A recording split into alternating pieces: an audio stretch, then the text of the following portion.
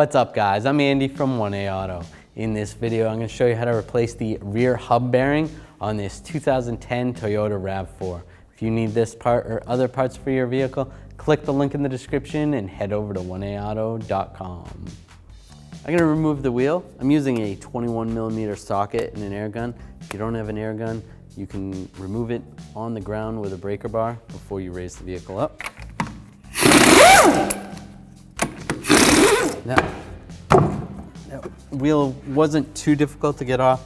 If you do have trouble getting it off, you can just put a lug nut on there and hit the back of the tire with a hammer. Generally that gets them off. Now I just want to compress this caliper a little bit just to make it easier to pull off. Just take a straight blade screwdriver, get in here, just try to pry it out a little bit. That'll just make the pad slide off easier. Now I'm going to take these two bolts out. I'm going to use a 14mm socket and a ratchet. Break these free. And then if the slide starts spinning, you can use a wrench on that slide. Before I take that one out, break the top one free. All right, now I'll just take these bolts out. Slide those out. Now you can grab the caliper. And you want to use some type of a caliper hook. We actually sell these at 1aauto.com. And we'll just hook this onto the spring right here. That way it keeps the tension off the hose. You don't ever want to just let the caliper hang from the hose because it could damage the hose. Next, I'm just going to remove these pads. Just grab the pads and slide them out. Just like that, set them aside. Then I'm going to take a 17mm socket and a ratchet, loosen these two bolts up that hold this bracket on. They're pretty tight, so if you need to, use a breaker bar to break them free. And to make it easier, I'm just going to use an electric ratchet.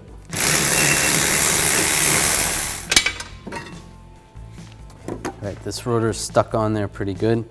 There is these two little threaded holes. What you can do is find a bolt that's going to work with those threads, and then take a, well, depending on the bolt, I'm using a 12mm socket and electric ratchet.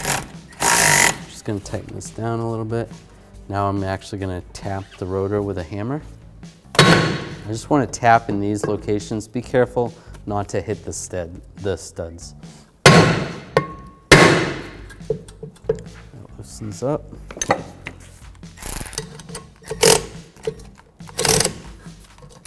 Tighten that up a little bit more. And you could get two bolts, but I'm just going to use one. There we go.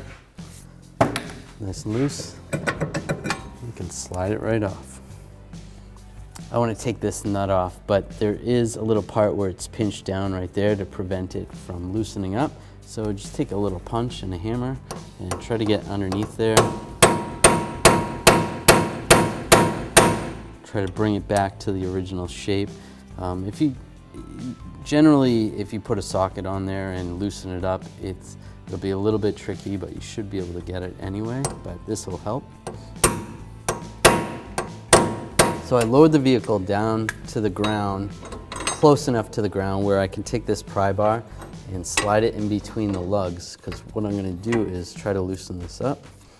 This will prevent the hub from spinning. I'm going to use a T30 socket and a breaker bar. Loosen this up. If you have to, you can always put a pipe on the end of your breaker bar. All right, so I'm going to use a pipe to get a little more leverage. Yeah, that's pretty tight on there. But once you get it loose, it makes it a lot easier. Then you could just take a regular ratchet and take that off, or an air gun. All right, take that nut off. I just want to make sure this axle is loose from the hub. I'll just take a punch. The reason why I'm going to use a punch and then a hammer is I don't really want to mushroom the end of the axle, because I am going to reuse the axle. All right, so it is moving a little bit, which is good. I don't have to hammer it all the way through. I will take a little rust penetrant, spray it in there. Right in there, let it soak for a while. Whoops. Just so I don't mess the wheel speed sensor up, I do want to pull that out. So I'm just going to use a 10mm socket, a extension, and a ratchet. Remove that. Pull that bolt out. And I should be able to slide this sensor out.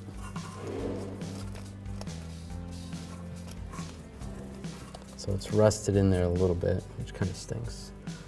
All right, so I'm just going to use some pliers. Remember, it is plastic, so you're gonna be careful. Try to wiggle that out. I'm just gonna use a little rust penetrant. Let that soak for a second. There we go, slides right out. All right, where the mounting flange is for the hub, there's 4 bolts. There's one here, and then 2 on the other side. It's very hard to see. But what I'm going to do is use a 14mm socket and a ratchet, take these off. You'll see it better a little bit more once they're loosening up. They're not extremely tight on there. They're pretty tight, but I should be able to loosen it by hand. There's one. I'll try to get this lower one. You can almost see it from the inside here, right next to the shoe. It's right there. That's where the front of it, the bolt is.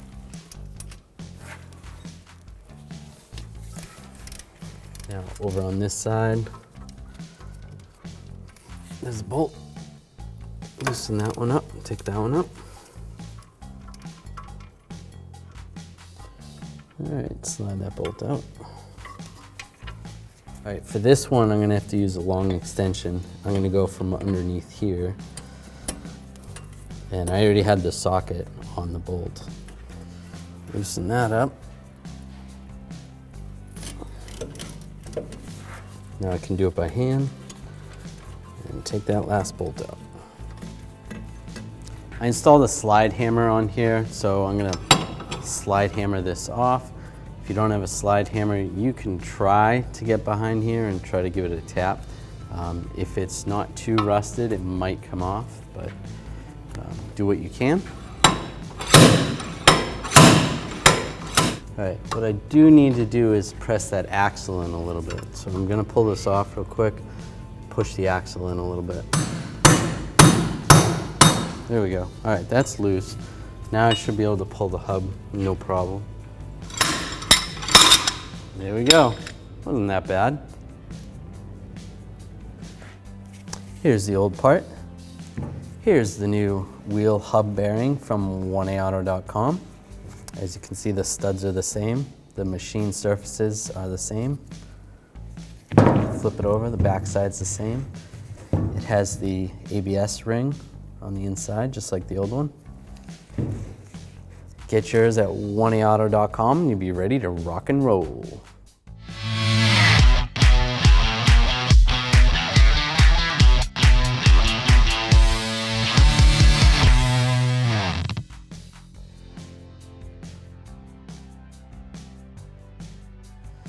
All right, I'm just gonna take a wire brush, and there's some rust in here. I'm just gonna try to clean this out the best I can before we slide the new hub assembly back in.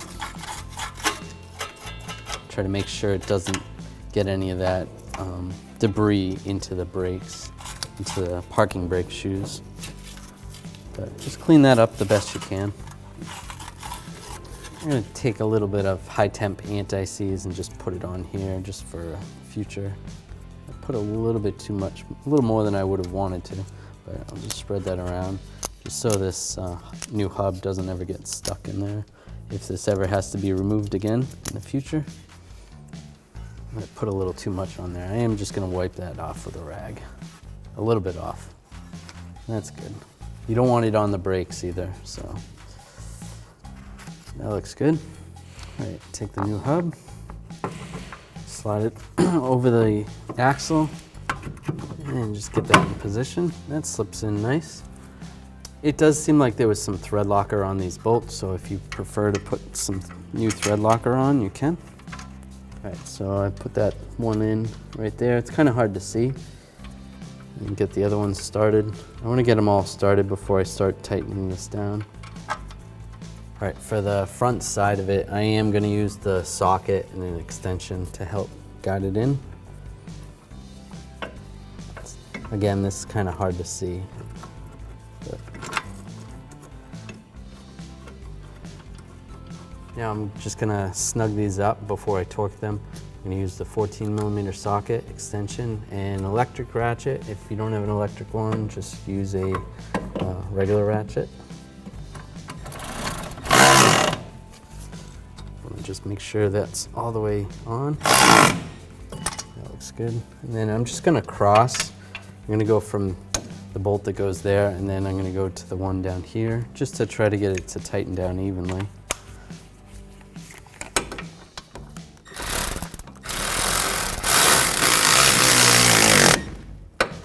Just move to this one.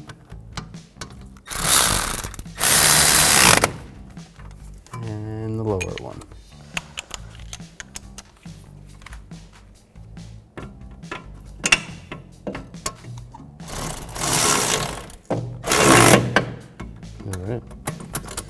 I'm going to use that same 14mm socket and a torque wrench, and I'm going to tighten these to 66 foot-pounds. And I'm going to do it in a cross pattern as well. So I'll tighten this top one, basically this one, and then I'll go to there, then I'll go here, and then there. You don't have to do it in a cross pattern. I just feel like it's it's just going to be better to tighten it down evenly.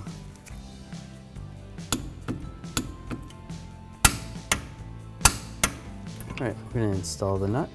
It is a good idea to replace this nut, but it's not necessary. With the 30mm socket and the torque wrench, I'm going to torque this nut to 159 foot-pounds. I am going to use a breaker bar, a pry bar, to prevent the hub from spinning. Now, you could do this by hand like this, or you could also lower the vehicle down and just have the bar sit on the ground while you torque it on. It's your preference. Around this way.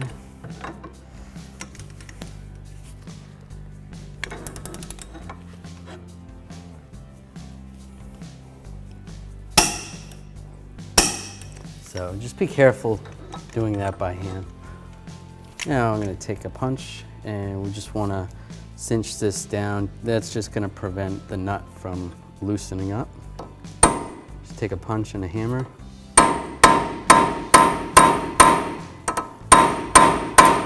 And that should be good just like that.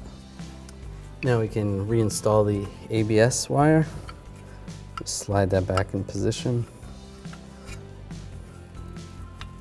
If yours comes out kind of difficult, you can just clean that hole out a little bit. Just take some sandpaper or some emery cloth, just clean it out, or a wire brush. Now I'm going to take this bolt, install that, and tighten it down with a 10mm socket and a ratchet, and just snug it up. That's good. I'm just going to take a pocket screwdriver, take these clips off. You can take them off both sides. You just want to clean up this caliper bracket. Be careful if you have to reuse those. And then take a wire brush, just clean up this area right here. And then we'll do the same for the other side. All right, so this is more of a preference, but you can put a little grease on this area right here. And then when you take the clip, put the anti-rattle clip back on. And then we're gonna take some more grease and just clean up on here. If you had any dirt on there, you wanna clean that off as well. But just grease that area up there. Just like that. Do the same for the other side. What happens on these caliper brackets is they corrode underneath there, and the rust actually pushes up on these rattle clips. and that prevents the pads from sliding properly. Then also with the slide pins, I'm going to take these slide pins out, take some brake parts cleaner, clean these off, and a rag, just wipe them down. And then same in the hole, you can spray a little brake parts cleaner in there, clean those out the best you can, just like that. Dump some of that out. Take a little brake caliper grease, grease up the pin. Then we'll do the same with the other side. Slide it in, make sure that little grommet is sealed properly. I need to take this little cover off on the old rotor. This is actually the adjuster cover for the parking brakes. You can pull this off and then you can adjust the parking brakes, transfer it over to the new rotor. Just take a pocket screwdriver, get it back in position. That's good. All right, first thing I want to do, put the rotor on backwards. So I'm going to spray the rotor.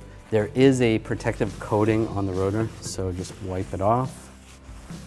That's just to prevent it from rusting. And slide it the other way.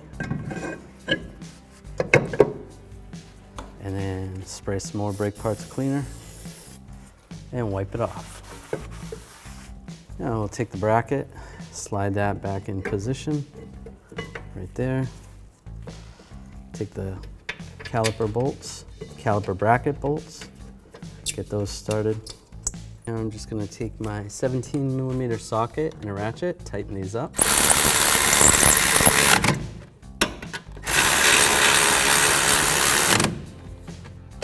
Now I'm going to use that same 17mm socket and a torque wrench. I'm going to tighten these bolts to 65 foot-pounds.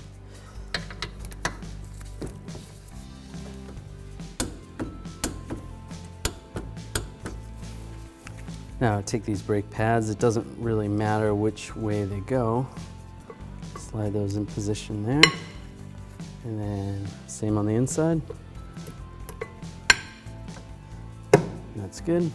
Now we can grab the brake caliper, slide the hanger off of the caliper. Then I'm going to use a piston compressor, caliper piston compressor. There's obviously different types of caliper piston compressors. We actually sell this one at 1aauto.com. I like the way this one works. Just get this lined up in there, and then it ratchets. Ratchets one way to tighten it and another way to loosen it. Now you want to go nice and slow when you're doing this. As you're compressing this piston into the caliper, fluid's going through the lines, up to the master cylinder, and into the reservoir. So it's a good idea to check the reservoir after you're done and adjust accordingly. All right, put it back on loosen this up. Take the caliper, slide it over the pads. Take these caliper bolts, slide those in there. One there, one there. Then I'm going to use a 14mm socket and a torque wrench. I'm going to torque these bolts to 20 foot-pounds. And if you have to, you can use a wrench to hold the the slide from spinning. If the slide spins, then just use a 14mm wrench. That's good. Same with the bottom one. All right, for the bottom one, I just need an extension because the hose was in the way. Just like that. Now I'm going to reinstall the tire. Take the lug nuts, install the lug nuts. Now I'm going to use a 21mm socket and a torque wrench. I'm torquing these lug nuts to 76 foot-pounds, and I'm going to do it in a star pattern. That way that the wheel gets tightened down evenly. I'll just go around again and just make sure.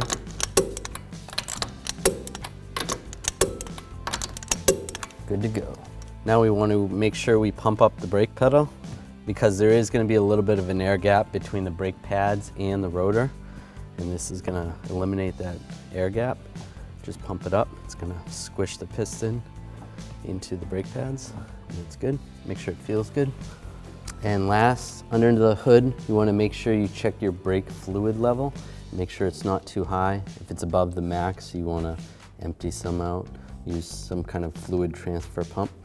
And then if it's too low, you want to add the appropriate brake fluid.